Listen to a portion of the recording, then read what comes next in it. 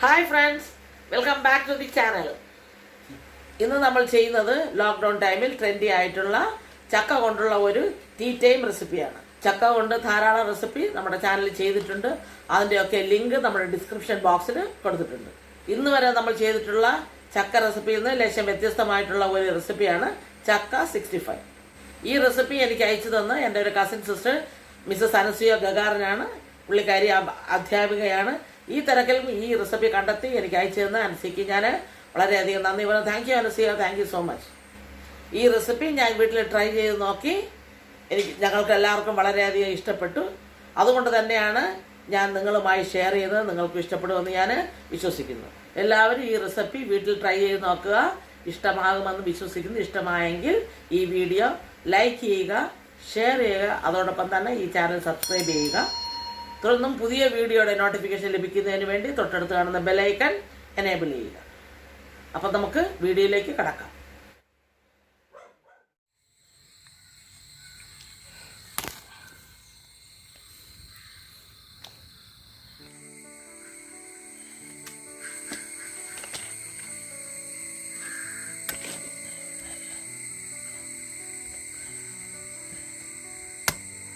ചക്ക 65 ചെയ്യാൻ വേണ്ടിയിട്ട് നമ്മൾ ചക്ക ആദ്യം കട്ട് ചെയ്തെടുക്കുകയാണ്.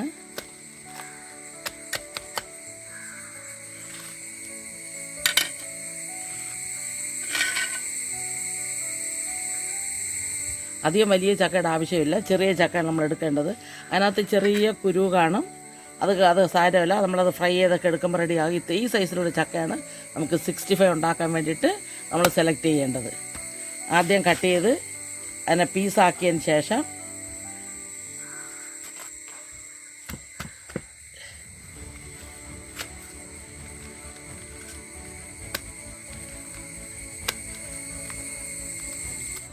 ഇപ്പോൾ നമ്മൾ ചക്ക 4ആയിട്ട് കട്ട് ചെയ്ത് അതിനെ ചെറിയ ചെറിയ പീസുകളാക്കണം. അതിന് വേണ്ടി ഇപ്പോൾ ആദ്യം നമ്മൾ കട്ട് ചെയ്ത് എടുത്തിരിക്കുകയാണ് ഇത് ചക്ക.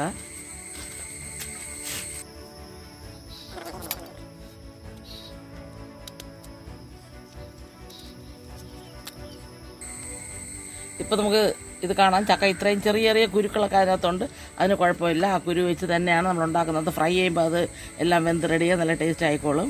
ഇങ്ങനെ ഈ പാകത്തിലുള്ള ഒരു ചക്ക നമുക്ക് കട്ട് ചെയ്ത് അതിൻ്റെ പുറം തോലെടുത്ത് കളഞ്ഞിട്ട് വേണം നമുക്ക് ബാക്കി കാര്യങ്ങൾ ചെയ്യാനായിട്ട്. ഇപ്പം അതിൻ്റെ പുറം തോല് നമുക്ക് ചെറിയ ചെറിയ പീസാക്കി എടുത്തതിന് ശേഷം നമുക്ക് ഈ പുറം തോല് ചെത്തിക്കളയണം. അപ്പോൾ ആ കാൽഭാഗം നമ്മൾ എടുത്തിട്ട് അതിന് ചെറിയ പീസാക്കിയിട്ടുണ്ട്. ഇനി അതിൻ്റെ പുറം തോല്, ആ പുറത്തിരിക്കുന്ന മുള്ളു പോലിരിക്കുന്ന ആ ഭാഗം നമ്മളങ്ങ് കട്ട് ചെയ്ത് കളയുകയാണ്. അത് കട്ട് ചെയ്ത് കളഞ്ഞതിലേ മാത്രമേ നമുക്കത് ഫ്രൈ ചെയ്തെടുക്കാൻ പറ്റുള്ളൂ.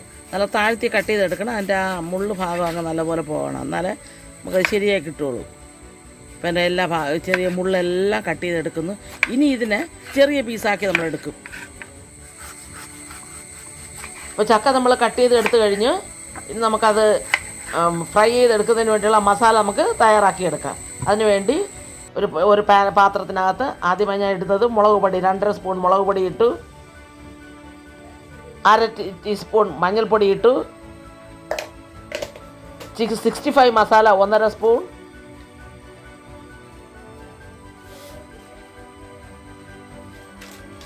Chicken masala 2 spoon. വിനാഗിരി 1 സ്പൂൺ. വിനാഗിരി അത്രയും തന്നെ മതി. ഒരു ചെറിയ പുളിയുടെ ടേസ്റ്റ് വരാൻ വേണ്ടിയിട്ടാണ് വിനാഗിരി നമ്മൾ ഉപയോഗിക്കുന്നത്. അതുകൊണ്ട് അത്രയും ഒഴിച്ചാൽ മതിയാകും. അത് കഴിഞ്ഞിട്ട് നമുക്ക് 1.5 കപ്പ് മൈദാ മാവ് ചേർത്ത് കൊടുക്കണം. പിന്നെ 1/2 ടീസ്പൂൺ ഉപ്പ്. ഈ പൊടിയെല്ലാം കൂടെ, ഈ പൗഡറെല്ലാം കൂടെ നമുക്ക് നല്ലപോലെ മിക്സ് ചെയ്തെടുക്കണം. വെള്ളം ഒഴിക്കുന്നതിന് മുമ്പ് തന്നെ പൊടിയൊന്നും കെട്ടാതെ നല്ലതായിട്ട് മിക്സ് ചെയ്ത് എടുത്തതിന് ശേഷം മാത്രം നമുക്ക് വെള്ളം ഒഴിക്കാൻ പാടുള്ളൂ. ഇപ്പം നമുക്ക് ലേശം വെള്ളം ഒഴിച്ച് കൊടുത്ത് അത് നല്ലപോലെ മിക്സ് ചെയ്തെടുക്കാം. പക്ഷേ കട്ടിയായി പോകരുത്. വെള്ളമായി പോയാലും ദോഷമാണ്. പക്ഷെ തീരെ തിക്കായാലും ചക്കയിൽ പറ്റിപ്പിടിക്കൊണ്ട് ഏകദേശം ഒരു ഗ്രേവി പരുവത്തിൽ നമുക്കത് മിക്സ് ചെയ്തെടുക്കാം. നല്ലപോലെ മിക്സ് ചെയ്ത് ഒരു കട്ട പോലും കാണാതെ നല്ല ഭംഗിയായിട്ട് മിക്സ് ചെയ്തെടുക്കാം. ഇതിൻ്റെ കൂടെ തന്നെ ഒരു ലേശം ഇഞ്ചി വെളുത്തുള്ളി ചതച്ചതും ഒരു 3-4 കറിവേപ്പില, നല്ല മണം ഉണ്ടായിരിക്കും. അതിന് വേണ്ടിയാണ് ഈ ഇഞ്ചിയും കറിവേപ്പിലയും കൂടെ ചേർക്കുന്നത്.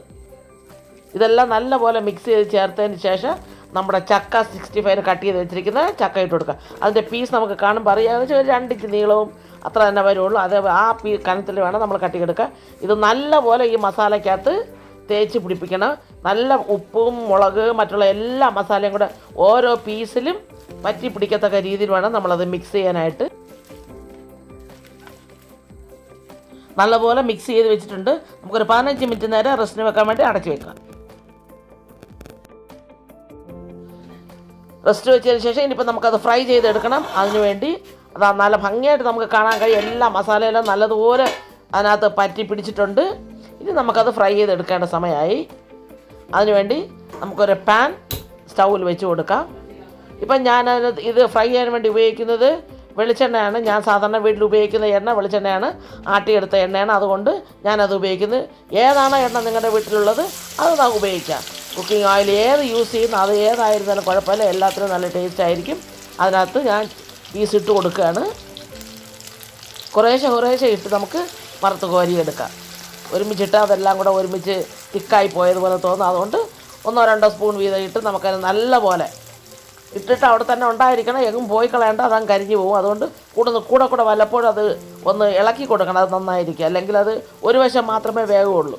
അതുകൊണ്ട് നമ്മൾ നല്ലപോലെ സൂക്ഷിച്ച് അത് വറുത്തെടുക്കണം. അത് മൂത്ത് വന്നിട്ടില്ല, കുറേ കൂടെ മൂക്കാനുണ്ട്.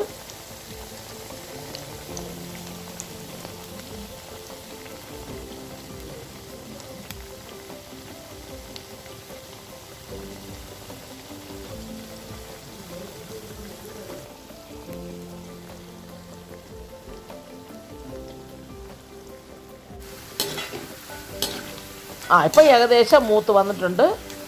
ഇനി ഒരു ലേശം കൂടെ അത് മൂക്കണം. അതിൻ്റെ നിറം കാണുമ്പോൾ നമുക്കറിയാം നല്ല റെഡ് കളർ വരും. ബ്രൗൺ അല്ല, റെഡ് കളറാണ്. അതിപ്പോൾ നല്ല ഡാർക്ക് റെഡ് കളറായി വന്നിട്ടുണ്ട്. ഇനിയിപ്പോൾ നമുക്കതിനെ കോരി മാറ്റിയിട്ട് അടുത്ത സെറ്റ് ഇട്ട് കൊടുക്കാം. പക്ഷേ നല്ല മണം, അത് മൂത്ത് വരുമ്പോൾ നല്ല മണം. ചിക്കൻ മസാലയുടെ മണവും 65 മസാലയുടെ മണവും എല്ലാം കൂടെ നല്ല സ്മെല്ലാണ്. കറിവേപ്പിലയുടെയും ഇഞ്ചിയും പച്ചമുളകൊക്കെ വേകുന്നതിൻ്റെ ആ മൂത്ത് വരുമ്പോൾ ഒരു പ്രത്യേക മണം നമുക്കെല്ലാവർക്കും അറിയാം. അതേപോലെ നല്ല മണമായിട്ട് വരുന്നുണ്ട്. അതെല്ലാം നമുക്ക് കോരി മാറ്റിയതിന് ശേഷം അടുത്തത് ഇട്ട് കൊടുക്കാം.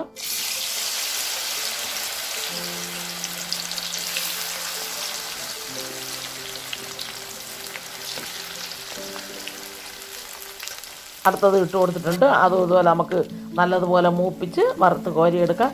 പക്ഷേ ഇത് ഒരാഴ്ച വരെ ഇരുന്നാൽ തന്നെ അത് നല്ല ഭംഗിയായിട്ട് മൂപ്പിച്ചെടുത്തിരിക്കും. പിന്നെ അതിനൊരു സ്മെല്ല് വരാൻ വേണ്ടി ഇപ്പം ഞാൻ കുറച്ച് കറിവേപ്പില മൂപ്പിച്ചെടുക്കുന്നു. അതിൻ്റെ കൂടെ തന്നെ 2 പച്ചമുളക് നടുകെ കീറിയത് അതും കൂടെ ഇട്ട് കൊടുക്കുന്നു. അത് ഇതിൻ്റെ കൂടെ കൂട്ടിത്തിന് നല്ല ടേസ്റ്റ് ആയിരിക്കും.